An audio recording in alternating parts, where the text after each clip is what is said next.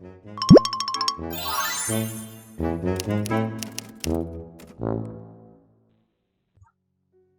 Guys, welcome to my new lesson. मेरा नाम है उदित अरोड़ा। आप देख रहे हैं मेरा चैनल। जैसा कि मैंने आप सभी को अपना लास्ट वीडियो के अंदर आफ्टर इफेक्ट्स के इंटरफेस के बारे में बताया था और ये आपको बताया था कि कंपोजिशन क्या होता है। तो आज मैं आपको जो है नया वीडियो आपके लिए यहाँ पर लेके आया हूँ, जिसके अंदर जो है मैं आपको बताऊंगा आफ्टर इफेक्ट्स में जो है इमेजेस की हेल्प से आप एक स्लाइड शो जो है कैसे क्रिएट कर सकते हैं। चलिए शुरू करते हैं। तो अभी मैं आपको पहले जो है कंटेंट्स दिखाता हूँ कि आज की क्लास में जो है आपको क्या क्या सीखने को मिलेगा। तो देखिए, आज का जो आपका क्लास है create slide show by images in after effects, जिसके अंदर आप सीखेंगे मेन जब इमेजेस को इंपोर्ट करते हैं तो प्रोजेक्ट पैनल को जो है किस तरीके से ऑर्गेनाइज किया जाता है। दूसरा, जब आप इमेजेस को टाइमलाइन के अंदर इंपोर्ट करते हैं तो वो लेयर्स की तरह एक्ट करता है। तो लेयर्स को डुप्लीकेट कैसे करना है, ट्रिम कैसे करना है, स्प्लिट कैसे करना है, रीनेम कैसे करना है और इसके क्या शॉर्टकट्स होते हैं। और उसके बाद मेन जब हमें एनिमेशन करना होता है, लेयर को मूव करना होता है, तो ये APRST, anchor point, position, rotation, scale, ठीक है। तो ये सारे जो आपके जो प्रॉपर्टीज हैं ये कैसे होते हैं, T से ओपेसिटी। फिर फाइनली जो है हम एक स्लाइड शो जो है क्रिएट करेंगे इमेजेस का हेल्प से। और उसके बाद जो है देखिए हम यहाँ पर देखेंगे कि इमेजेस को जो है रीलिंक क्यों करते हैं और क्यों ज़रूरत होती है रीलिंक करने की, और हम रीलिंक को कब करते हैं, इमेजेस को रीलिंकिंग करना। तो चलिए अब हम आफ्टर इफेक्ट्स का जो आपका प्रैक्टिकल शुरू करते हैं। ये मैंने आपको अभी कंटेंट दिखा दिया जो आपको सीखने को मिलेगा। देखिए अभी मैं यहाँ पर आफ्टर इफेक्ट्स के अंदर आ रहा हूँ। अब सबसे पहले, जैसा कि मैंने आपको अपना लास्ट वीडियो के अंदर भी बताया था, जब भी आप किसी प्रोजेक्ट के ऊपर आप काम कर रहे हैं तो सबसे पहले आपका काम क्या है कि न्यू प्रोजेक्ट आपको क्रिएट करना, और प्रोजेक्ट को गाइस सबसे पहले क्या है आपको सेव करना। देखिए अभी आप यहाँ पर जाएंगे, यहाँ पर आप जाएंगे सेव एज के ऊपर क्लिक करेंगे, फाइल सेव एज। तो अभी मैं यहाँ पर अपना जो है लोकेशन के ऊपर चला जाता हूँ। तो अभी मैं यहाँ से गया अपनी लोकेशन के ऊपर, ऑनलाइन लेसन्स। तो यहाँ पर मेरे पास ये जो है लेसन असेट्स है, लेसन 4 है। तो मैंने यहाँ पर आज मैं आपको ये अपनी मैट पेंटिंग्स का एक स्लाइड शो बना के दिखाने वाला हूँ। तो मैं इस लोकेशन के ऊपर गया, मैंने यहाँ जाके लिख दिया ये मैं जो बनाने वाला हूँ उसे बोलते हैं मैट पेंटिंग स्लाइड शो। तो गाइस इसको मैंने यहाँ पर क्या है सेव कर दिया है। तो देखिए अब आपका जो है जो नेक्स्ट जो टास्क है, अब इसके अंदर आपको क्या करना है, नेक्स्ट जो टास्क है, आपने सबसे पहले क्या अपना प्रोजेक्ट गाइस सेव कर लिया। जब प्रोजेक्ट आपने सेव कर लिया तो उसके बाद आपका काम क्या, आपको इमेजेस को इंपोर्ट करना है। अगर आपको इमेजेस को इंपोर्ट करने का 3 अलग अलग जो है तरीका देखना है तो आप मेरा जो पहले वाला वीडियो देख सकते हैं जो था आफ्टर इफेक्ट्स का इंट्रोडक्शन के बारे में, उसका इंटरफेस के बारे में, ठीक है। तो अभी यहाँ पर जैसे मैंने आपको बताया था, आपको क्विकली इमेजेस को इंपोर्ट करना हो तो आप प्रोजेक्ट पैनल के अंदर डबल क्लिक करेंगे तो आप यहाँ पर इमेजेस को इंपोर्ट कर सकते हैं। देखिए मैंने यहाँ पर ये जो मैट पेंटिंग्स है अपना ये फ्री टाइम पीरियड के अंदर क्रिएट किया हुआ है। तो ये सारा जो मैट पेंटिंग्स है ये आफ्टर इफेक्ट्स के अंदर जो है इंपोर्ट करके आपको दिखाऊंगा कि इनसे स्लाइड शो कैसे क्रिएट करते हैं। और उसी के साथ साथ जो जो मैंने यहाँ पर जो सेक्शंस लिखे हैं इसी स्लाइड शो प्रोजेक्ट के थ्रू मैं यहाँ पर जो आफ्टर इफेक्ट्स के जो टूल्स है वो आपको इसके साथ साथ जो है समझाऊंगा। तो देखिए मैंने यहाँ से ये जो पाथ है इसके ऊपर मैं गया, मैंने इसको यहाँ से कॉपी किया, मैं आफ्टर इफेक्ट्स के अंदर आता हूँ। अब ये इंपोर्ट का सेक्शन आया, इस पाथ को यहाँ राइट क्लिक करके मैं पेस्ट कर देता हूँ। देखिए अब इसके अंदर से जो है मैं अपना मैट पेंटिंग जो जो इंपोर्ट करने वाला हूँ, मैंने कई मैट पेंटिंग के 2 वर्जन बनाए, वो आपको वीडियो के लास्ट सेक्शन में पता चलेगा। वो 2 वर्जन हमने जो है क्यों क्रिएट किया, आपको रीलिंकिंग वाला जो मेथड है वो समझाने के लिए। तो अभी मैंने यहाँ पर ये जो मैट पेंटिंग्स अभी पहले जो मुझे रिक्वायर्ड है गाइस वो वाली मैट पेंटिंग्स को मैंने क्या करा है यहाँ पर सिलेक्ट कर लिया। देखिए लैंडस्केप और वाटरफॉल के 2 वर्जन है, तो सेकंड वाला अभी मैंने सिलेक्ट नहीं किया। ये सारा मैट पेंटिंग मैंने सिलेक्ट किया और इम्पोर्ट के ऊपर क्लिक किया, तो ये सारा मैट पेंटिंग्स क्या है इम्पोर्ट हो जाएगा। देखिए अब बिन क्रिएट करने का जो है सबसे बढ़िया मेथड क्या है, आप यहाँ पर इनको सिलेक्ट करेंगे, सारी इमेजेस को ऐसे ड्रैग करके बिन के ऊपर ले जाएंगे। तो उन सिलेक्टेड इमेजेस से क्या बिन मतलब क्या होता है, एक फोल्डर बन जाएगा। आपको अभी से रीनेम करना है अपने फोल्डर को, आप एंटर करेंगे, एंटर दबाएंगे और यहाँ जाके लिख देंगे ये आपका हो गया गाइस इमेजेस, राइट। देखिए जब भी आप स्लाइड शो बनाते हैं तो सबसे पहली चीज आपको ध्यान रखनी होती है जो आपका जो इमेजेस का रेजोल्यूशन क्या है। तो अभी हम यहाँ पर आके देखें, सबके ऊपर एक क्लिक करके देखते हैं सबका जो रेजोल्यूशन है, आप देख सकते हैं। अब ये मेरा जो वाटरफॉल वाला मैट पेंटिंग है 1080608 है, ये 1280 है, 1080 मतलब ये वाटरफॉल और सनी डे सेम है। फिर ये 1920 है, फिर यहाँ पर 1080 है, फिर यहाँ 1080 है, 1080 अगेन 1920। तो आप यहाँ देख सकते हैं मेरे पास जो मैट पेंटिंग का ये सारा जो इमेजेस है गाइस, ये इमेजेस के जो है टोटल 3 रेजोल्यूशंस का मेरे पास इमेजेस है। कुछ इमेजेस 1280x720 है, कुछ इमेजेस 1920x1080 है, और जो कुछ इमेजेस है गाइस वो 1080 रेजोल्यूशन के अंदर है।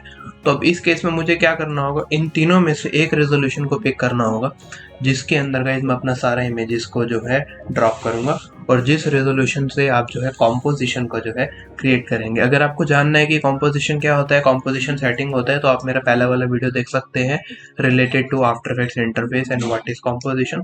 तो देखिए गाइस, अभी सबसे पहले मुझे कॉम्पोजिशन क्रिएट करना है, तो मैं यहाँ सीधा यहाँ पर न्यू कॉम्पोजिशन के ऊपर क्लिक करके क्रिएट कर सकता हूँ, या फिर ये कॉम्पोजिशन में जाऊंगा, न्यू कॉम्पोजिशन के ऊपर जाता हूँ।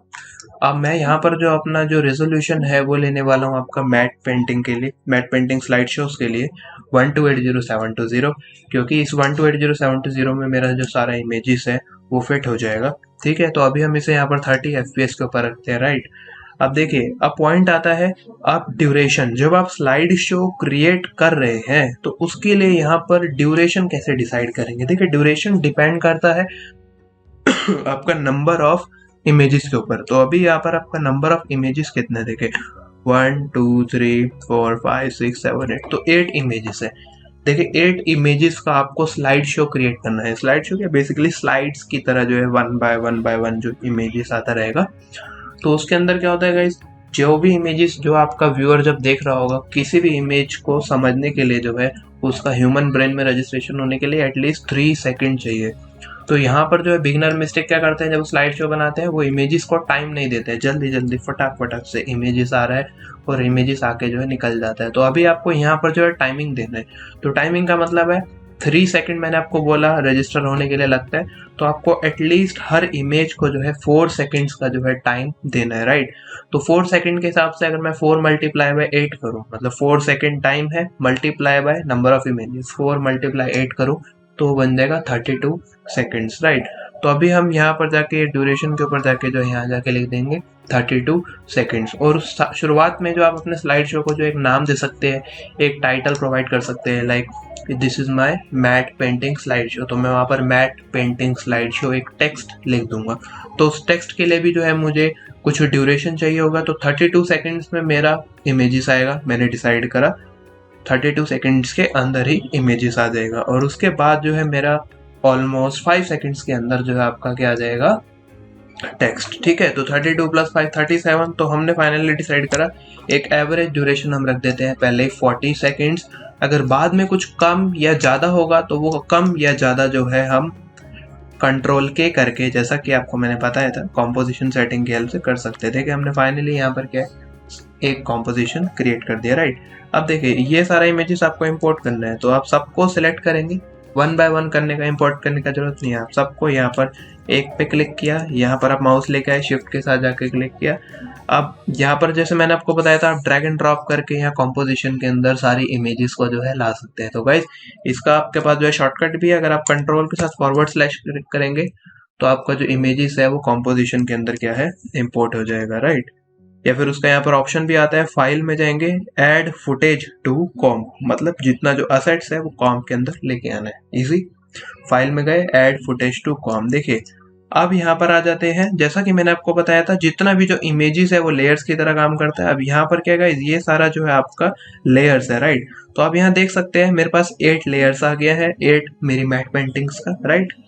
अब ये जो मैट पेंटिंग्स हैं गाइस, अब मुझे ना ये 1 बाय 1 लगाना है, बट अभी पॉइंट क्या है, सारा का सारा जो लेयर्स है वो एक के ऊपर एक के ऊपर एक ओवरलैप हो गया है। जैसा आप यहाँ पर अभी प्ले करेंगे तो आप देखेंगे इमेजेस क्या है, एक के ऊपर जो है ओवरलैप हो रखे हैं, राइट गाइस। देखिए गाइस, मैं आपको यहाँ पर लेयर के ऊपर अब कुछ प्रॉपर्टीज बताता हूँ। जैसे आपको लेयर को रीनेम करना है तो आप एंटर प्रेस करके उसको जो रीनेम कर सकते हैं। अब यहाँ पर ना 8 लेयर्स है, राइट। अब मुझे इस 8 में से ना मुझे अपना ये दूध सागर वाला मैट पेंटिंग जो है देखना है, दूध सागर वाटरफॉल वाला, सिर्फ ये देखना है। तो आप जनरली आप क्या करते हैं, बाकियों को ऐसे करके बंद करेंगे, फिर आपको दूध सागर वाटरफॉल मैट पेंटिंग दिखेगा, इसका जरूरत नहीं है। तो आप इसके लिए काम कर सकते हैं, आप सीधा यहाँ पर ये सोलो बटन दिया हुआ है, मतलब वो सिलेक्टेड लेयर ही आपको ऑन दिखाई देगा, बाकी जो है वो हाइड हो जाएगा। देखिए ये सोलो बटन पे क्लिक करूंगा तो सिलेक्टेड लेयर जो है वो मेरा ऑन हो जाएगा, बाकी सभी हाइड हो जाएगा। अब इसके बाद जो ऑप्शन दिया हुआ है ये लॉक का बटन, अब ये जो लॉक का बटन है, अब ये किस लिए यूज होगा, देखिए जब भी हम लेयर्स के ऊपर काम कर लेते हैं, किसी भी लेयर को मुझे मूव नहीं करना है, तो मैं उसे बेसिकली ताला लगा सकता हूँ। अब इसके अंदर मैं चेंजेस नहीं कर सकता, अब मैं इस लेयर के अंदर चेंजेस नहीं कर सकता। आप देख सकते हो यहाँ पर अब ये वाला जो लेयर है ये मूव नहीं होगा। तो अभी एग्जांपल के लिए मैं आपको जो है यहाँ पर हम अंडू करते हैं, ये फर्स्ट वाला लेयर लॉक करके दिखाता हूँ। मैंने फर्स्ट वाले को देखिए यहाँ पर लॉक कर दिया। अब आप यहाँ जा रहे हो, देख रहे हो ऑटोमेटिकली उसके नीचे वाला लेयर सिलेक्ट हो रहा है, क्योंकि ये लेयर क्या है मेरा लॉक्ड है। ठीक है, तो आप जब भी आपका लेयर्स के ऊपर काम हो जाएगा तो आप क्या करेंगे, बाद में जो उन सभी को लॉक कर देंगे। तो देखिए अब आपने यहाँ पर देख लिया, इमेजेस को इंपोर्ट कर लिया, और बाकी ये मेरा विजिबिलिटी बटन है, किसी लेयर को ऑन ऑफ करना है, ये मेरा सोलो का बटन है, किसी पर्टिकुलर लेयर को 10 में से किसी एक लेयर को ऑन करके देखना है, ये लॉक बटन है, बाद में मुझे कुछ भी चेंजेस उसके ऊपर जो है नहीं करना है। राइट, अब देखिए यहाँ पर जो है ना मेरे पास ये वॉल्यूम का बटन जो है ये यहाँ पर हाईलाइट नहीं हो रहा है, बिकॉज मैंने यहाँ पर इमेज इंपोर्ट किया, तो ऑब्वियस है इसके अंदर कोई ऑडियो नहीं है। अगर ऑडियो फाइल होता तो आपका ये वॉल्यूम का बटन आ रहा होता, मतलब आप उसे वॉल्यूम को जो है यहाँ पर म्यूट करके देख सकते थे। तो देखिए अब फंडा क्या आता है, अब मुझे ना यहाँ पर आपको बताना है कि अब लेयर्स को जो है ट्रिम कैसे करते हैं। देखिए अब यहाँ पर मैंने आपको बताया इमेजेस को इंपोर्ट करना, प्रोजेक्ट पैनल को ऑर्गेनाइज करना एक बिन क्रिएट करके। राइट, फिर उसके बाद अब हम काम करते हैं सारा लेयर्स के ऊपर, जिसमें आपने सीख लिया रीनेम कैसे करना है। अब बात आती है डुप्लीकेट कैसे करना है, ट्रिम कैसे करना है, स्प्लिट कैसे करना है। देखिए अब डुप्लीकेट करना जो है लेयर को बहुत आसान है। आपका लेयर सिलेक्टेड है, आप यहाँ से एडिट में जाएंगे, डुप्लीकेट मतलब 2 कॉपी बन जाएगा, एक जैसा 2 लेयर बन जाएगा। ठीक है, जैसा आप फोटोशॉप में कंट्रोल जे करते हैं, यहाँ पर आपको कंट्रोल डी करना होगा। कंट्रोल डी से क्या होगा, डुप्लीकेट हो जाएगा। ठीक है, कंट्रोल डी से क्या होगा, डुप्लीकेट हो जाएगा। एंटर दबाएंगे तो रीनेम हो जाएगा। Control D for duplicate, enter for rename. तो देखिए अब यहाँ पर हम आगे बढ़ते हैं। अब मेरे पास ये सारा इमेजेस है, मुझे क्या करना है ना, ये 1 बाय 1 बाय 1 प्लेस करना है। आपको याद होगा मैंने शुरुआत में ही ये डिसाइड किया था कि मैं सभी इमेजेस का जो ड्यूरेशन है वो 4 सेकंड्स रख दूंगा। तो अब बेसिकली यहाँ आफ्टर इफेक्ट्स के अंदर किसी भी लेयर को ट्रिम कर सकते हैं, ऐसे नॉर्मल ऐसे ड्रैग करेंगे ना गाइस, ऐसे ट्रिम हो जाएगा। इसका मतलब क्या है, जब आप प्ले करेंगे तो आपको पहले ये वाटरफॉल वाला इमेज दिखेगा, मैट पेंटिंग दिखेगा, उसके बाद जो है ये मेरा कैसल वाला जो है मैट पेंटिंग दिखेगा। अब इस कैसल वाला मैट पेंटिंग के बाद आपको इसके नीचे वाला मैट पेंटिंग देखना है, तो आपको इसे यहाँ ले जाना होगा। फिर ये कैसल वाला ये जो मैट पेंटिंग है इसको ऐसे डाउन करना होगा। ठीक है, फिर आप प्ले करेंगे, फिर उसके बाद आपका नीचे वाला मैट पेंटिंग आ जाएगा। राइट, तो अभी देखें हम यहाँ पर अंडू करते हैं। तो अब यहाँ पर अब मुझे इन सभी को क्या गाइस ट्रिम करना है। देखिए ट्रिम करने के लिए आपके पास सबसे आसान शॉर्टकट है, आपको सबको 4 सेकंड बनाना है। तो आप क्या करो, यहाँ पर जाओ, यहाँ जाके ना पहले 4 सेकंड के ऊपर अपना जो टाइम रूलर है, टाइम पोजीशन को ले आओ आगे। अब शिफ्ट के साथ आप सभी लेयर्स को क्या करेंगे, सिलेक्ट करेंगे। शिफ्ट के साथ सभी लेयर्स को सिलेक्ट करेंगे। अब अगर आप ऑल्ट के साथ राइट स्क्वायर ब्रैकेट यूज करेंगे तो ये जो लेयर्स है ये ट्रिम हो जाएगा, इसका एंड पॉइंट जो है यहाँ पर आ जाएगा। अब लेयर्स यहाँ के खत्म हो जाएगा। ठीक है, तो जहाँ पर भी आपका टाइम रूलर होता है उसके अकॉर्डिंग आपका लेयर स्ट्रिम हो जाता है। सपोज आपका टाइम रूलर यहाँ पर 10 सेकंड पे है, तो अब हर एक लेयर का जो ड्यूरेशन है वो 10 सेकंड्स हो जाएगा। मैंने ऑल्ट के साथ राइट क्लिक किया तो वो क्या हुआ, 10 सेकंड्स हो गया। बट मुझे क्या करना है 4 सेकंड, तो मैं जो है यहाँ से आया अपने 4 सेकंड के ऊपर पेज अप करके मैं कुछ फ्रेम्स जो है पीछे गया, ऑल्ट के साथ राइट क्लिक किया, तो ये मैंने गाइस यहाँ पर लेयर्स को ट्रिम कर दिए। तो अभी क्या है ना, आपका जो लेयर्स है अगेन जो सबसे ऊपर होगा वो दिखेगा, फिर उसके बाद ब्लैंक आ जाएगा। अब बेसिकली ना मुझे एक के बाद एक अगर मैं ऐसे यहाँ पर लेयर्स को प्लेस कर देता हूँ, देखें तो उससे क्या होगा, मेरे को जो लेयर्स है 1 2 3 4 ऐसे 1 बाय 1 दिखेगा। राइट, ये हुआ 1 बाय 1 दिखेगा। पर देखिए फंडा क्या था, आप देख तो जैसे मैं मूव करता हूँ ना तो एक लेयर जहाँ पर खत्म हो रहा है मुझे क्या चाहिए, दूसरा लेयर ठीक वहां से शुरू होना चाहिए। तो उस केस में आप क्या करेंगे, उस केस में ना तो गाइस आपको यहाँ पर इस लेयर के इस एंड पॉइंट के ऊपर जाना होगा। ये आपका टाइम रूलर है, अगर आप आई प्रेस करेंगे तो आपका जो लेयर है उसके जो है, देखिए आप यहाँ पर अगर आप आई प्रेस करोगे तो टाइम रूलर है वो लेयर के स्टार्ट पॉइंट के ऊपर आ जाएगा। ओ प्रेस करेंगे तो ये टाइम रूलर है वो लेयर के एंड पॉइंट पे।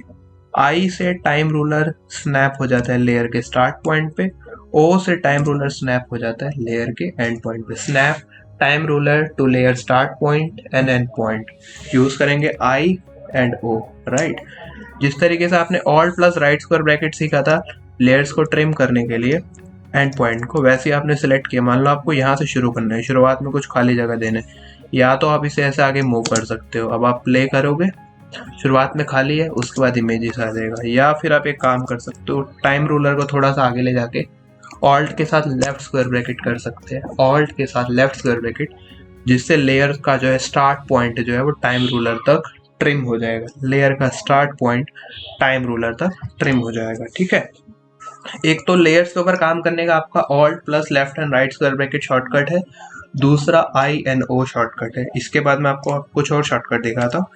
अब यहाँ पर गाइस देखिए, अब मैंने यहाँ किया, मैंने O प्रेस किया, टाइम रूलर आ गया मेरी फर्स्ट लेयर के एंड पॉइंट पर। अब मुझे यहाँ से अपना ये सेकंड लेयर गाइस स्टार्ट करना है, सेकंड लेयर को स्टार्ट करना है। तो आप यहाँ पर अगर सिर्फ लेफ्ट स्क्वायर ब्रैकेट प्रेस करेंगे तो आपका सेकंड लेयर स्टार्ट हो जाएगा। लेफ्ट स्क्वायर ब्रैकेट से क्या है, जहाँ पर टाइम रूलर होता है वहां से लेयर स्टार्ट हो जाता है।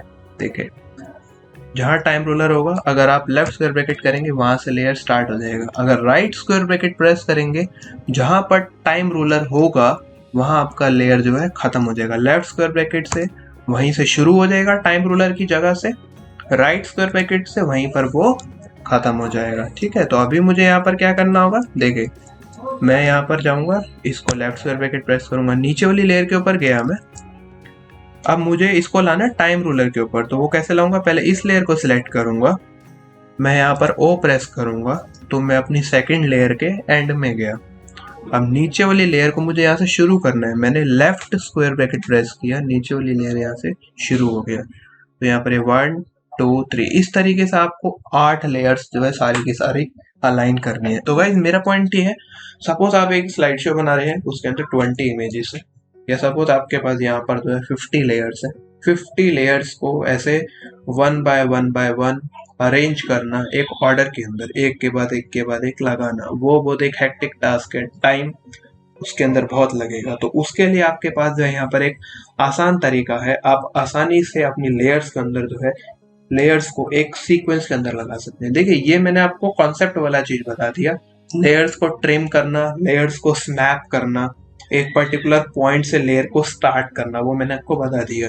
बट अभी जो मैं आपको बताऊंगा एक क्विक मेथड, जिसके अंदर क्या होगा, मैं एक क्लिक करूंगा, उसके साथ ये सारा जो लेयर्स है एक ऑर्डर के अंदर जो है अरेंज हो जाएगा, राइट, जिस ऑप्शन को कहते हैं सीक्वेंस लेयर्स। ठीक है, अब यहाँ पर हम ये बात आ जाती है, हमने यहाँ पर देखिए सीख लिया कि लेयर्स को डुप्लीकेट, ट्रिम, स्प्लिट, रीनेम कैसे करना है। अब आ जाते हैं हम अपने स्लाइड शो के ऊपर। इसके बाद मैं आपको ये ट्रांसफॉर्म वाले ऑप्शन अभी समझाता हूँ। देखिए यहाँ पर आप अंडू करिए, ठीक है गाइस। तो अभी यहाँ पर एक क्विक रिकैप कर देते हैं। आपने जब लेयर्स को इंपोर्ट किया था तो आपका लेयर इस तरीके से आया था टाइमलाइन के अंदर। आपने डिसाइड किया हर एक इमेज का ड्यूरेशन क्या होगा, आपने डिसाइड किया सर हर एक इमेज का ड्यूरेशन 4 सेकंड होगा।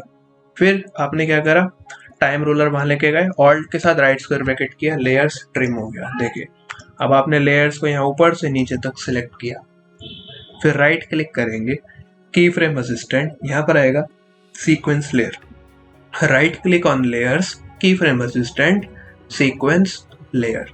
आप सीक्वेंस लेयर्स के ऊपर गए।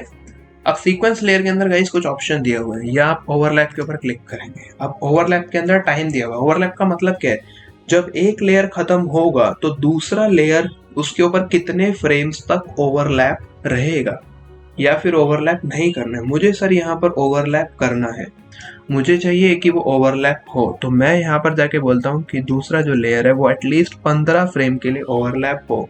जब वो ओवरलैप हो तो कैसा ट्रांजिशन आए, मुझे चाहिए ट्रांजिशन आए कि वो क्रॉस डिसॉल्व हो जाए। देखिए क्रॉस डिसॉल्व का मतलब क्या होता है, एक लेयर का जो ओपेसिटी है, ट्रांसपेरेंसी है, खत्म होता है और उसी के साथ में साइमल्टेनियसली दूसरी लेयर का ओपेसिटी जो है वो बढ़ रहा होता है, वो कम से ज्यादा हो रहा होता है। एक लेयर का जो ओपेसिटी है वो 100 से 0 हो रहा है, 100 is maximum point, 0 is minimum point. उसी के साथ में दूसरी लेयर का ओपेसिटी जो है 0 से 100 हो रहा होगा। ठीक है, तो ये बेसिकली आपका जो है बिना की फ्रेम लगाए इससे आपका ओपेसिटी के ऊपर एनिमेशन हो जाएगा। अभी मैं आपको दिखाऊंगा। देखो आपने क्या करा, ये ओवरलैप के ऊपर क्लिक कर दिया, ओवरलैप बोला 15 सेकेंड, इसको ओके कर दिया, टेंटन है, लेयर्स अलाइन हो गया। देखो अब आप यहाँ देख सकते हो, मैं यहाँ पर हूँ, टाइम रूलर मेरा भी इस जगह पर है, मैं कंट्रोल के साथ क्लिक करता हूँ यहाँ पर। अभी ना ये लेयर को सिलेक्ट करके मैं आई प्रेस करता हूँ, देखे अब उतने ही फ्रेम्स के साथ जो आपका ये ओवरलैप हो जाएगा। अभी क्या होगा, आप प्ले करेंगे यहाँ पर तो देखेंगे ऑटोमेटिकली क्या उसके बीच में एक ट्रांजिशन आ गया। ये जो ट्रांजिशन आ रहा है इसे बोलते हैं क्रॉस डिसॉल्व। ये जो ट्रांजिशन आ रहा है इसे बोलते हैं क्रॉस डिसॉल्व। ये देखिए ये क्रॉस डिसॉल्व हो रहा है, मतलब एक लेयर धीरे धीरे फेड हो रहा है, उस फेड आउट हो रहा है, उसके पीछे से दूसरा लेयर धीरे धीरे फेड इन हो रहा है। ये फेड आउट हो रहा है, ये फेड इन हो रहा है। इसका जो है एक ट्रेडिशनल तरीका भी है, जब आगे जाके जब हम एनिमेशन पढ़ेंगे, जब की फ्रेम्स लगाएंगे तब आपको बताएंगे। देखिए आपने ये कर दिया यहाँ पर ये आपने प्लेस किया, आप देख रहे हो यहाँ पर आप क्या है ना, फाइनली आपने आसानी से एक लेयर्स का एक स्लाइड शो बना दिया। तो गाइस अभी पॉइंट पता ही क्या आता है, अब स्लाइड शो के अंदर जो फेड इन फेड आउट मुझे चाहिए था, मुझे आपको सिखाना था, वो मैंने लगा दिया। बट अब एक पंगा क्या सर, सारी जो यहाँ पर जितने भी आपने इमेजेस लगाई है ना उनका साइज छोटा बड़ा है, क्योंकि हमें पता है कुछ इमेजेस बड़ी है कुछ इमेजेस छोटी है। मुझे सारे की सारी इमेजेस को ना, लेयर्स को उस कॉम्पोजिशन के साइज के बराबर करना है, सारी लेयर्स को कॉम्पोजिशन के साइज से बराबर करना है। देखिए अब जैसे ये लेयर है, ये इसका एक्चुअल साइज है, आपका ये कॉम्पोजिशन है, इसको इसके बराबर करना है। तो आप यहाँ राइट क्लिक करेंगे, यहाँ पर ऑप्शन आएगा आपके पास ट्रांसफॉर्म, यहाँ जाके आप यूज करेंगे फिट टू कॉम्प। ये आपको पता है कॉम्पोजिशन है, ये फिट हो जाएगा composition, simple. Control alt F आपका शॉर्टकट है। तो अभी एक एक इमेज को करने का जरूरत नहीं है। तो देखिए अभी आप यहाँ पर आउटपुट देखिए ये कैसा आ रहा है। ये इमेज बहुत बड़ा है क्योंकि वो 1920 है, ये छोटा है, ये छोटा है, ये छोटा है, ये भी बड़ा है क्योंकि ये भी 1920 है। अब सभी इमेजेस को मैं सिलेक्ट करूंगा, ठीक है, कंट्रोल ऑल्ट एफ प्रेस कर दूंगा, कंट्रोल ऑल्ट एफ प्रेस कर दिया। अब सारा सिलेक्टेड लेयर्स कॉम्पोजिशन के साइज के अकॉर्डिंग हो जाएगा, बराबर हो जाएगा। देखिए अभी हम यहाँ प्ले करते हैं तो आप देख सकते हैं यहाँ पर मैंने स्पेस बार दबाया, प्ले हुआ, सारा लेयर्स कॉम्पोजिशन के साइज के बराबर हमने कर दिया है। ठीक है, सभी लेयर्स क्या हुआ, कॉम्पोजिशन के साइज के बराबर हो गया, राइट। अब देखिए मैं यहाँ पर प्ले करता हूँ, मैं टेक्निकल इसके अंदर और कुछ यहाँ पर देखता हूँ और क्या मैं इसको बेसिक स्लाइड शो है बट बेसिक को भी और क्लीन बना सकूं, उसके अंदर कुछ टेक्निकल ग्लिचेस ना दिखे।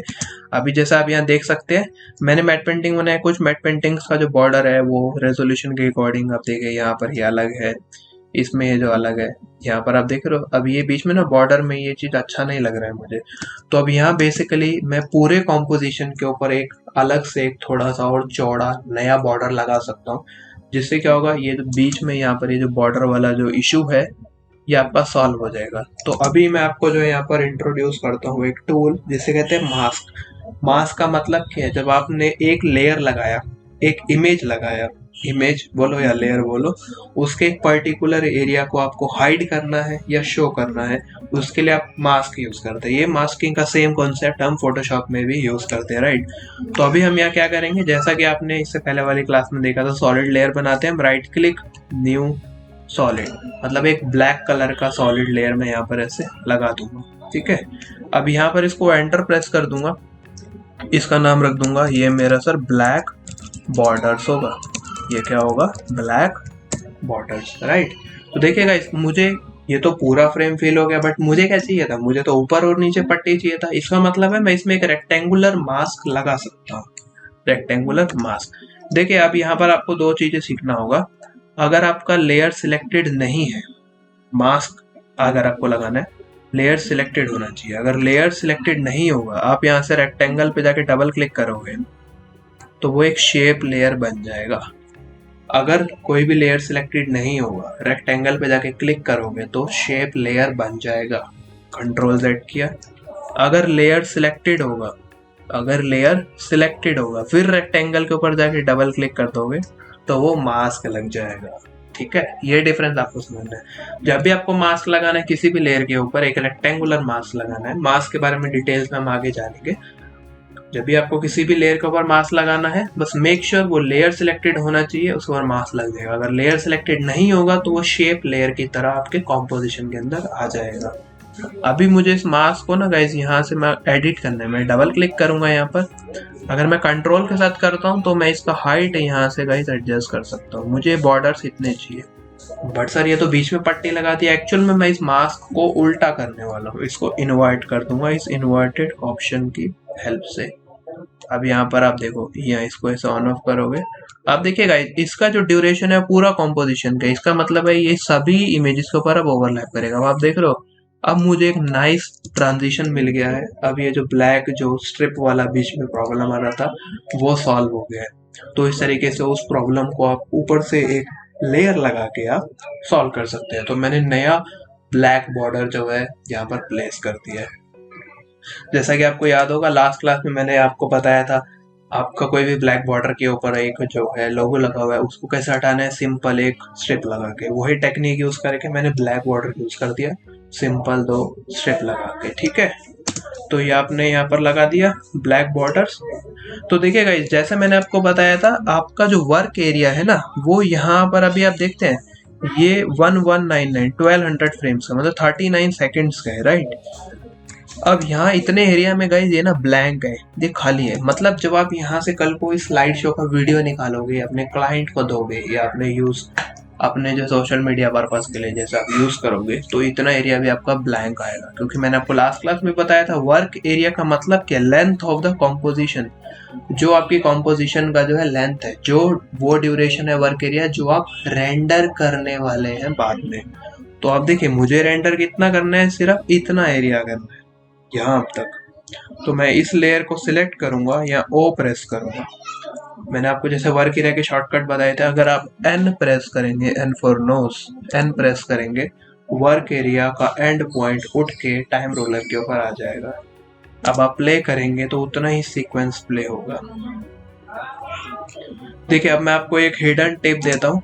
कई बार क्या होता है, कुछ बिगिनर्स आफ्टर इफेक्ट्स के ऊपर जब वो काम करते हैं, कुछ हाई रेजोल्यूशन इमेजेस को जो है वो उठा लेते हैं, फिर बोलते हैं कि सर इसको जो है ना ये अच्छे से प्ले नहीं हो रहा है, ये रियल टाइम में अच्छे से प्ले नहीं हो रहा है। तो उस केस में आप क्या यूज़ कर सकते हैं, यहाँ से ये रेजोल्यूशन का ऑप्शन यूज़ कर सकते हैं। इस रेजोल्यूशन के ऊपर आप जाएंगे, यहाँ से क्वार्टर कर देंगे। अब इसका मतलब क्या है, आपका ये जो 1280720 है, सॉफ्टवेयर आपकी इस इमेज को, HD इमेज को, 1280 की इमेज को 1/4 पिक्सल्स के ऊपर जो है डिस्प्ले करेगा। मैंने यहाँ से Z दबाया, जूम टूल लिया, क्लिक किया, देखे यहाँ से ये फुल, यहाँ से मैंने क्लिक किया क्वार्टर। इससे आपका फाइनल रेंडर, फाइनल वीडियो पे अफेक्ट नहीं पड़ता है, ये सिर्फ देखने के लिए होता है कि सर रियल टाइम में मेरा ये जो इमेज है ना वो अच्छे से क्या है वो डिस्प्ले हो जाए। ये सिर्फ उसे देखने के लिए होता है, अच्छे से मैं प्ले कर सकूं। पहली चीज क्या है, आपको जब भी काम करना है हाफ या थर्ड रेजोल्यूशन पे करना है। देखिए, जितने भी बड़े बड़े आर्टिस्ट होते हैं या जो भी हाई एंड पीसी लेके बैठे होते हैं आर्टिस्ट, 2 लाख का मशीन है, 4 लाख का या 40,000 का लैपटॉप है, हर कोई ना क्वार्टर के ऊपर काम करता है। क्योंकि आफ्टर इफेक्ट्स एक ऐसा सॉफ्टवेयर है जो मेमोरी इंटेंसिव सॉफ्टवेयर है, जो मेमोरी बहुत खाता है। अगर आप सीधा फुल रेजोल्यूशन के ऊपर देख के काम करेंगे तो आपके मशीन का वाट लगा देगा, रियल टाइम में अच्छे से ये प्ले नहीं करेगा। ठीक है, पहला चीज क्या आपने ध्यान दिया कि हमेशा आपको हाफ या थर्ड पे काम करना है। दूसरा आपने क्या देखना है, आप जितने एरिया को आपको देखना है, अभी आपको सर इतना ही एरिया प्ले करके देखना है, बट जितना वर्क एरिया होता है ना, प्ले भी हमेशा उतना ही होता है। ये देखो, उतना ही प्ले होता है। तो अब आपको क्या करना होगा, अब मुझे सर प्ले करना है सिर्फ पहली 2 इमेजेस को, तो मैं यहाँ जाऊंगा, ओ प्रेस करूंगा, यहाँ एन प्रेस कर दूंगा। तो अब इससे क्या होगा, अब इतना ही एरिया जो है ना लूप के अंदर प्ले होता रहेगा। ये फिनिश होगा, दोबारा से स्टार्ट हो जाएगा, फिनिश होगा, दोबारा से स्टार्ट हो जाएगा। तो ये इसे कहते हैं ऑप्टिमाइज योर वर्कफ्लो।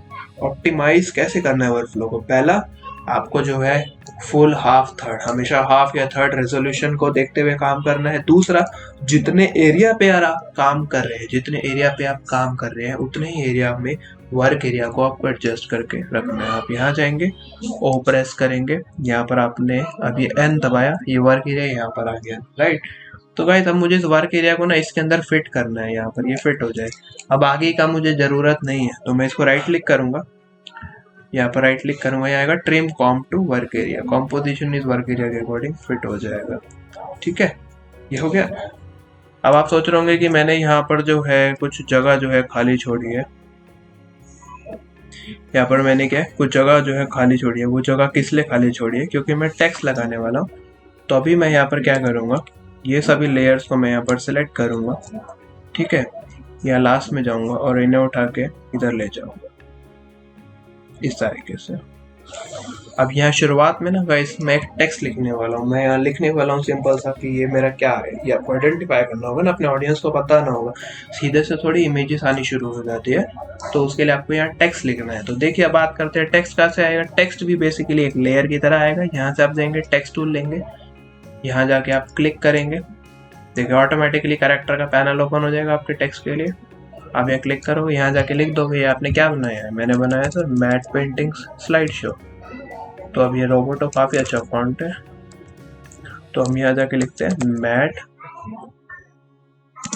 पेंटिंग्स। अब जैसे मुझे बाहर का देखना है तो मैं सबको यहाँ से कंट्रोल ए करूँगा, यहाँ सेलेक्ट कर लूँगा और यहाँ पर जाके ये टी की हेल्प से इसका साइज एडजस्ट कर दूंगा। ठीक है, ये हमने लिखा matte paintings slide show, right. तो गाइस ये आपने लिख दिया। ठीक है, अब आपको इसको मूव करना, आप यहाँ से मूव टूल यूज करेंगे, यहाँ से लेयर को आप मूव कर सकते हैं। और ये आपने यहाँ पर देखिए अब यहाँ पर सॉफ्टवेयर आपको इंडिकेट कर रहे हैं। इसको रिफ्रेश करने के लिए आप कैप्स लॉक दबाएंगे, रिफ्रेश हो जाएगा। तो गाइस अब ये जो मैट पेंटिंग स्लाइड शो मैंने लिखा है ना, ये मुझे फ्रेम के सेंटर में लिखना है। कहाँ लिखना है? फ्रेम के सेंटर में। तो आप जो है यहाँ पर क्या करेंगे, यहाँ लेयर में जाएंगे, ट्रांसफॉर्म में जाएंगे, यहाँ पर आएगा सेंटर इन व्यू, ये सेंटर। बट आप देखोगे अरे ये तो ऐसे आ गया। अब यहाँ पॉइंट आता है हमारे नए टूल का, इस टेक्स्ट टूल के बाद नए टूल का, जिसे कहते हैं एंकर पॉइंट टूल। ये एंकर पॉइंट टूल हेल्प करेगा इस एंकर पॉइंट को उठा के यहाँ लाने। जहाँ एंकर पॉइंट होता है वहीं से लेयर आपका स्नैप होता है, वहीं से एनिमेशन भी होता है, वहीं से ट्रांसफॉर्म प्रॉपर्टीज काम करता है, जो अभी इसके बाद में बताता हूँ। देखिए तो अब पहले इस एंकर पॉइंट को यहाँ सेंटर में लाना है। वो सेंटर में कैसे आएगा, उसका आसान तरीका है, आप यहाँ जाएंगे लेयर में, ट्रांसफॉर्म में, यहाँ से यूज करेंगे centre anchor point in layer content, layer के सेंटर में आ जाएगा, राइट। इसके अलावा भी आपका तरीका है, आप यहाँ पर जाएंगे, आपको मिलता है anchor point tool Y.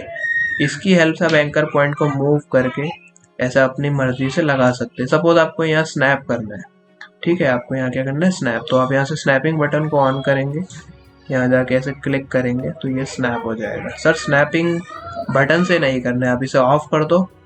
Control के साथ आप जाके क्लिक करोगे, कंट्रोल मीन्स वो स्नैपिंग का शॉर्टकट है। या तो आप स्नैपिंग ऑन करके करें, कंट्रोल दबाने का जरूरत नहीं है। स्नैपिंग ऑन करेंगे, कंट्रोल का जरूरत नहीं है। या तो आप जब मूव कर रहे हैं कंट्रोल दबाएंगे और उसे स्नैप कर दें, कंट्रोल से सेंटर में भी स्नैप हो जाता है। अगर आपको सेंटर में या तो इससे स्नैप करो या फिर शॉर्टकट यूज करो जो है layer transform centre anchor point layer content control alt home. देखिए अब क्या होगा, अभी मान लीजिए कि मैंने ये जो टेक्स्ट है जब लिखा था ये यहाँ रखा हुआ था, मुझे सेंटर में लाना है। अब जब मैं यहाँ जाऊंगा लेयर ट्रांसफॉर्म, यहाँ जाके यूज करूंगा सेंटर इन व्यू कंट्रोल प्लस होम, तो ये जो टेक्स्ट है मेरा कॉम्पोजिशन मेरा फ्रेम के सेंटर में आकर अलाइन हो जाएगा, राइट। अलाइन हो गया। चलिए अब प्ले करते हैं, अब आउटपुट देखते हैं। देखिए अब ये ना टेक्स्ट पूरे वीडियो के ऊपर आ रहा है, पूरे मेरा किसके ऊपर आ रहा है, स्लाइड शो के ऊपर ओवरलैप हो रहा है। तो सिंपल सा लॉजिक, आपको जितने एरिया में देखना है तो इसके ड्यूरेशन को ट्रिम करना है। देखिए ये भी एक लेयर है, तो आपको यहाँ खत्म करना है। तो पहले आप यहाँ से आई प्रेस करोगे, टाइम रूलर को यहाँ लेके आए, फिर टेक्स्ट लेयर को सिलेक्ट करोगे, फिर ऑल्ट के साथ राइट स्क्वायर ब्रैकेट करोगे, ट्रिम हो जाएगा। ऑल्ट के साथ राइट स्क्वायर ब्रैकेट करा। अब आप यहाँ पर प्ले करेंगे, ठीक है, ये मैट पेंटिंग्स स्लाइड शो, ठीक है। मैंने यहाँ जाके अब प्ले किया, तो अभी ये मेरा फाइनली आपने यहाँ पर क्रिएट कर दिया है। Congratulations your slide show, your first slide show, right. तो देखिए अभी बात करते हैं हम यहाँ पर आपका जो है ट्रांसफॉर्म प्रॉपर्टीज का। तो देखिएगा इस क्लास में अभी तक आपने देख लिया कि लेयर्स को ट्रिम करना, डुप्लीकेट करना, रीनेम करना, इमेजेस को इंपोर्ट करना, प्रोजेक्ट पैनल को ऑर्गेनाइज करना, उसकी हेल्प से स्लाइड शो को क्रिएट करना, ठीक है। अब जो है स्प्लिट का जो सेक्शन है ये अभी रह गया, तो स्प्लिट आपको बताते हैं। स्प्लिट का मतलब क्या है, अब ये जो लेयर है ना, यहाँ से इस टाइम से मुझे उसे दो पार्ट्स के अंदर डिवाइड करना है। तो जहाँ टाइम रूलर होगा फिर आप यहाँ से जाएंगे ना एडिट स्प्लिट लेयर, एडिट में जाए और क्या लिया split layer, control shift D, split हो जाएगा। एक लेयर को दो एरियाज, दो अलग अलग लेयर के अंदर डिवाइड करना, split layer, control shift D. ठीक है गाइस, तो यहाँ पर आपने सीख लिया लेयर्स के ऊपर renaming, lock, solo, trim, duplicate, ये सारी चीजें इन्हीं बेसिक टूल्स का यूज करके क्या है हमने यहाँ पर अपने स्लाइड शो क्रिएट कर दिया। अब मेन मोस्ट इंपॉर्टेंट थिंग आती है जिसे कहते हैं लेयर के ट्रांसफॉर्म ऑप्शंस। देखिए गाइस, यहाँ पर आप लेयर को आप मूव कर रहे हो मूव टूल की हेल्प से, राइट। आपको लेयर को जो है रोटेट करना है तो आप यहाँ से ये रोटेशन टूल ले सकते हैं। ये रोटेट होगा यहाँ सेंटर में से, क्योंकि जहाँ एंकर पॉइंट होगा वहीं से रोटेशन होगा, राइट।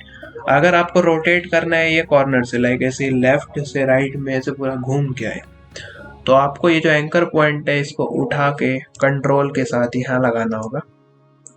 आप गए एंकर पॉइंट लिया, कंट्रोल के साथ स्नैप कर दिया, फिर आपने रोटेशन टूल लिया, तो देखिए अब ये यहाँ पर इस तरीके से घूम के आ जाएगा। अभी तो मैं विजुअली ऐसे यहाँ पर कर रहा हूँ, आगे क्लासेस में ऐसे ही एनिमेशन भी हम करके देखेंगे।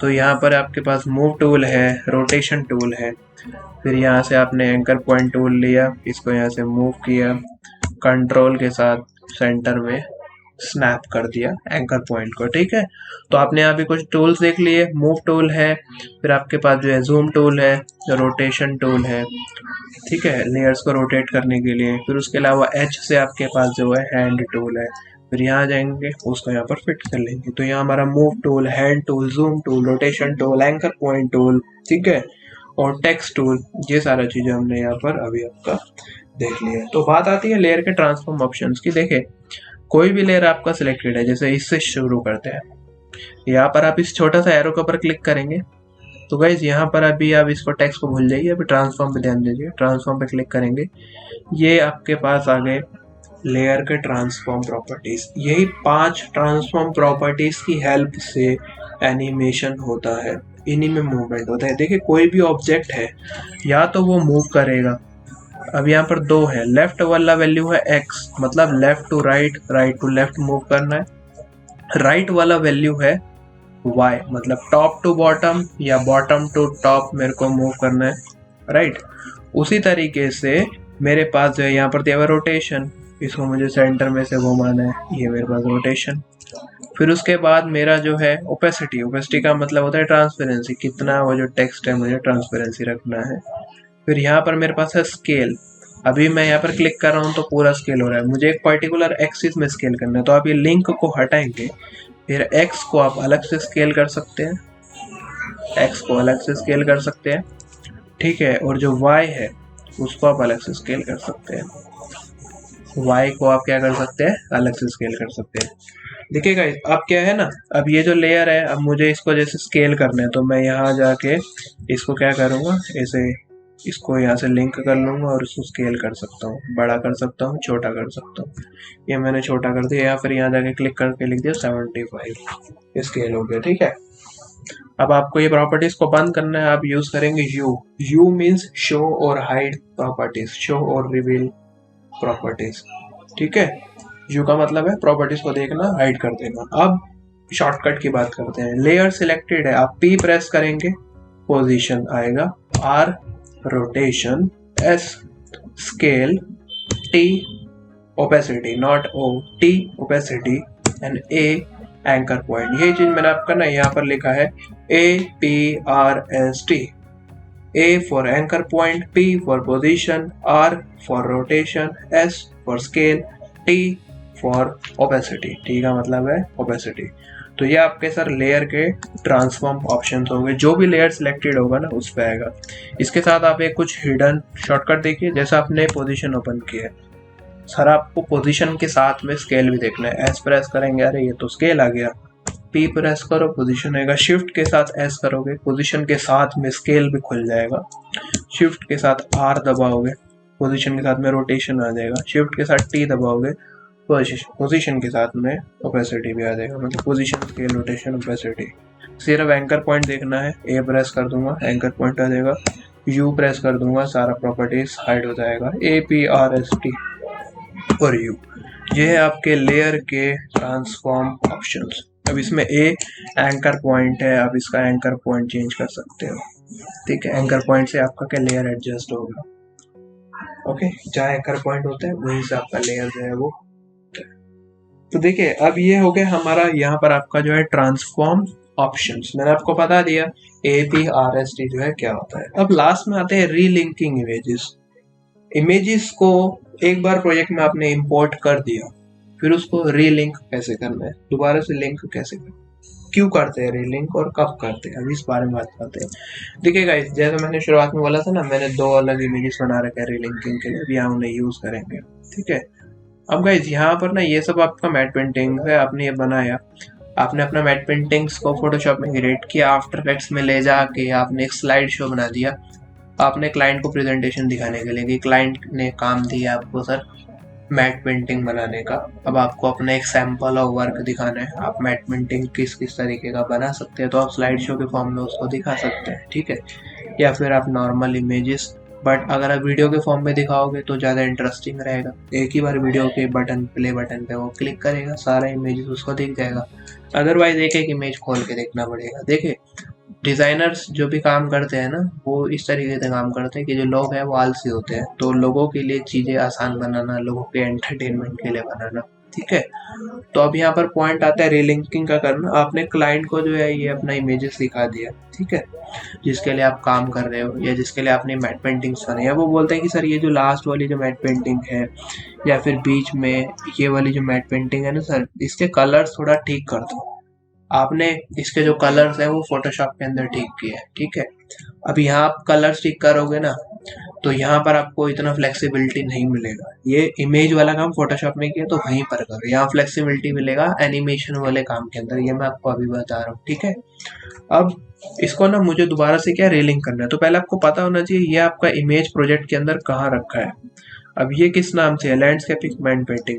कई बार क्या होता है प्रोजेक्ट के अंदर हजारों चीजें होती है, हमें यहाँ दिखता नहीं है कहाँ पर है, तो अब यहाँ इसके ऊपर यहाँ ना सिलेक्ट करोगे, राइट क्लिक करोगे, यहाँ जाओगे रिवील, यहाँ लिखा है रिवील लेयर सोर्स इन प्रोजेक्ट, अपने प्रोजेक्ट में सिलेक्ट कर देगा। अब इसको जो है ना इसकी जगह मुझे इसे रिप्लेस करना है कलर ग्रेडेड वाली मैट पेंटिंग के साथ, जो मैंने जिसमें कलर ठीक कर दिए हैं। अब इसके ऊपर मैं राइट क्लिक करूंगा, यहाँ पर जाऊंगा रिप्लेस फुटेज और फाइल, ये होता है आपका रीलिंकिंग, रिप्लेस फुटेज फाइल, Ctrl+H नया शॉर्टकट आपको मिला। अब आपको क्या करना है सर, लैंडस्केप 2 वाला सर मैंने यहाँ पर ठीक करके रखा है, इसको मैं इंपोर्ट कर दूंगा और ये ऑटोमेटिकली टाइमलाइन के अंदर भी अपडेट हो जाएगा।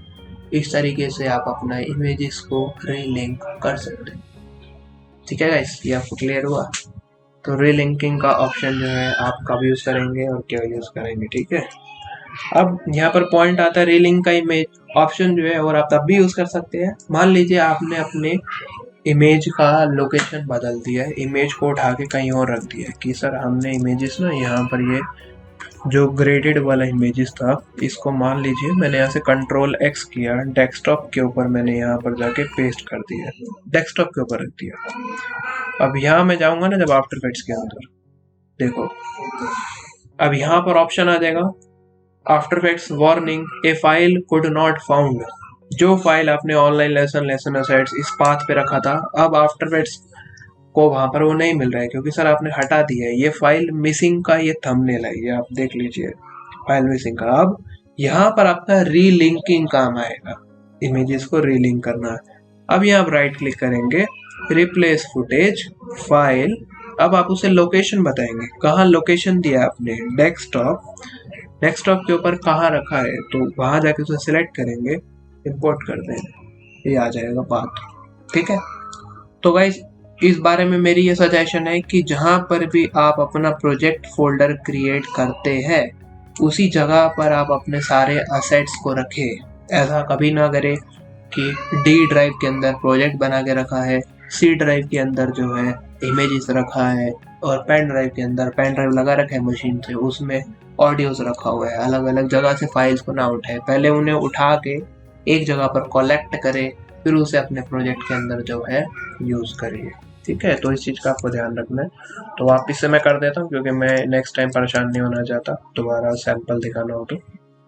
ठीक है, तो अब इसके बाद जो है मैं यहाँ से गया अपनी लोकेशन के ऊपर, ये ऑनलाइन लेसन, ये बेसिक्स, यहाँ पर मैंने देखो यहाँ सेट्स में आपका एक फोल्डर बना रखा है, ये 4 के अंदर मैट पेंटिंग में यहाँ जाके पेस्ट कर दिया। अभी आ जाऊँगा, ठीक है सर, वो फिर से बोलेगा आपने फिर से लोकेशन बदल दिया। अब यहाँ पर आप जाओगे, सिंपल, इस बार ही कंट्रोल एच प्रेस कर रहा हूँ, यहाँ से copy paste, control C control V, और लैंडस्केप टू सेलेक्ट किया और इंपोर्ट कर दिया। ठीक है गाइस, तो ये आपको क्लियर हो गया होगा रीलिंकिंग इमेजेस। तो देखिए गाइस, ये हो गया आपका फाइनल स्लाइड शो। यहाँ पर हम प्ले करते हैं तो आप देख लीजिए, मैट पेंटिंग स्लाइड शो, यहाँ आपका इमेजेस आ गया।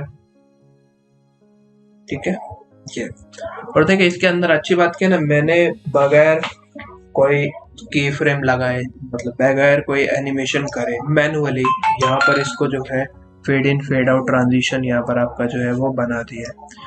अब देखिए यहाँ पर एक्चुअल में ना की फ्रेम्स लगा हुआ है। आप अगर इन सभी लेयर्स को सिलेक्ट करेंगे और यू प्रेस करेंगे ना, यू का मतलब क्या होता है कि की फ्रेम्स को देखना, प्रॉपर्टीज को देखना। यू प्रेस किया तो अब मुझे क्या है ना, यहाँ पर की फ्रेम्स दिख गया। देखिए की फ्रेम का मतलब क्या होता है, किसी भी जब पर्टिकुलर प्रॉपर्टी को जो है हम एक ट्रांजिशन देखते हैं ना, कि यहाँ पर ये प्रॉपर्टी की वैल्यू इतनी कम होएगी, यहाँ इस पॉइंट पर जाके इतनी ज्यादा हो जाएगी, वो होता है की फ्रेम। तो वो जो ओवरलैप वाला ऑप्शन था की फ्रेम असिस्टेंट के अंदर, उसने ये की फ्रेम अपने आप लगा के दे दिया। आगे के चैप्टर्स में जब आपको मैं एनिमेशन बताऊंगा, की फ्रेम बताऊंगा, की फ्रेम के टाइप्स बताऊंगा, एनिमेशन जिससे रिफाइन करते हैं, जैसे कहते हैं ग्राफ एडिटर, वो बताऊंगा। वहां पर आपको क्लियर होगा कि आप ये जो की फ्रेम से अपने आप कैसे लगा सकते हैं, अपने अकॉर्डिंगली कैसे एडजस्ट कर सकते हैं। अभी बेसिक के लिए आपको मेरा जो एजेंडा था इस क्लास के अंदर ये समझाने का कि लेयर्स को ट्रिम करना, लेयर्स को जो है मैनेज करना, ठीक है, और दूसरा जो है लेयर्स का जो है टाइमिंग को जो है एडजस्ट करना, राइट। जैसा आपने प्री कंपोज सीखा था, अब आप क्या करेंगे, इन सभी को सिलेक्ट करेंगे, राइट क्लिक करेंगे, प्री कंपोज मतलब एक ग्रुप बना देंगे, जिसका शॉर्टकट होता है कंट्रोल शिफ्ट सी। अब मैंने control A, select all, control shift C, pre compose यहाँ जाके लिख दिया मैंने। ये है मेरा सर स्लाइड शो, ये आपका बन गया कॉम्प 1 के अंदर स्लाइड शो। आप इस पर डबल क्लिक करेंगे तो प्री कंपोज का मतलब होता है composition with in composition, it acts like a folder. ये यहाँ पर आ गया। देखो अब यहाँ पर आपको प्री कंपोज का एडवांटेज बताते हैं। अभी मैं स्केल कर रहा था ना, तो स्केल करने से क्या हो रहा था कि एक एक लेयर स्केल हो रहा था। अब प्री कंपोज से ये फायदा होगा, इस पूरे सीन को ना मैं एक बार में स्केल कर सकता हूँ। देखो अब यहाँ पर आऊंगा, अब इस प्री कंपोज लेयर का भी ना अपना गाइस ट्रांसफॉर्म प्रॉपर्टीज है। इसका मतलब क्या, सभी लेयर्स का ग्रुप बना दिया। जैसे फोटोशॉप में होता है ना, ग्रुप को मूव करते हैं सारी लेयर साथ में मूव हो जाती है, ग्रुप को छोटा बड़ा करते हैं सारी लेयर साथ में छोटी बड़ी होती है। अब यहाँ पर भी अगर मैं इसका स्केल को बढ़ाऊंगा ना, इसको ऐसे जाके अगर इस बॉर्डर को मैं हटा दूं यहाँ से कि सर मुझे ये नहीं चाहिए, या थोड़ा सा ये पतला चाहिए, ज्यादा मोटा हो गया है, अब सारी लेयर्स एक साथ हुई एडजस्ट। कॉन्ग्रेचुलेशन, सो आपने प्री कंपोज की हेल्प से सभी लेयर्स को एक बार में एक क्लिक के साथ में जो है सबका जो स्केल है गाइस वो आपने एडजस्ट कर दिया। आई होप गाइस आपको जो है इस क्लास के अंदर जो है मैंने जो भी आपको जो टॉपिक्स बताया था, लाइक मैंने आपको बताया कि स्लाइड शो कैसे बनाना है इमेज स्केल से, जिसमें मैंने शुरुआत करा पूरा एक स्क्रैच के साथ। पहले हमेशा प्रोजेक्ट को सेव करना, इमेजेस को इंपोर्ट करना, उसे ऑर्गेनाइज करना, फिर उसके बाद जब इमेजेस को लेके आते हैं, अगर अलग अलग रेजोल्यूशन होगा तो कैसे उनके साइज को जो है ध्यान रखना होता है, क्या कॉम्पोजिशन का साइज रखना होता है, लेयर्स को ट्रिम कैसे करना होता है, फिर उसकी हेल्प से हम एक स्लाइड शो जो है कैसे क्रिएट करते हैं, फिर उसके बाद जो है लेयर के ट्रांसफॉर्म ऑप्शंस APRST मैंने आपको इंट्रोड्यूस किया। फिर उसके बाद जो है हमने यहाँ पर ये जो है स्लाइड शो देखा, तो ये हमने समझा, डुप्लीकेट समझा, लेयर ट्रांसफॉर्म ऑप्शन समझा, स्लाइड शो कैसे बनाते हैं और रीलिंक का मतलब समझा। आई होप गाइस आपको मेरा ये जो है क्लास था स्लाइड शो बाय इमेजेस, इसमें आपको काफी नॉलेज मिला होगा, आपने ये क्लास जो है एंजॉय करा होगा। तो गाइस मिलते हैं आपको नेक्स्ट सेशन के अंदर, जिसके अंदर जो है मैं आपको जो बताऊंगा कि जो कॉम्पोजिशन जो हम बनाते हैं वीडियो की हेल्प से, वीडियो से जब कॉम्पोजिशन क्रिएट करते हैं तो किन बातों का हमें ध्यान रखना होता है, और कैशे क्या होता है, मतलब जो प्रीव्यू क्रिएट करते हैं, जैसा आप नोटिस करोगे जो ग्रीन ग्रीन लाइन बनता है, वो ग्रीन लाइन जो है क्या होता है, क्यों बनता है, किस लिए वो जरूरी होता है, ठीक है। तो मेमोरी से रिलेटेड जो है स्टफ होगा, कैशे से रिलेटेड सारा आपका जो है स्टफ होगा नेक्स्ट क्लास के अंदर। Okay guys, bye bye, take care, good luck, see you in the next class.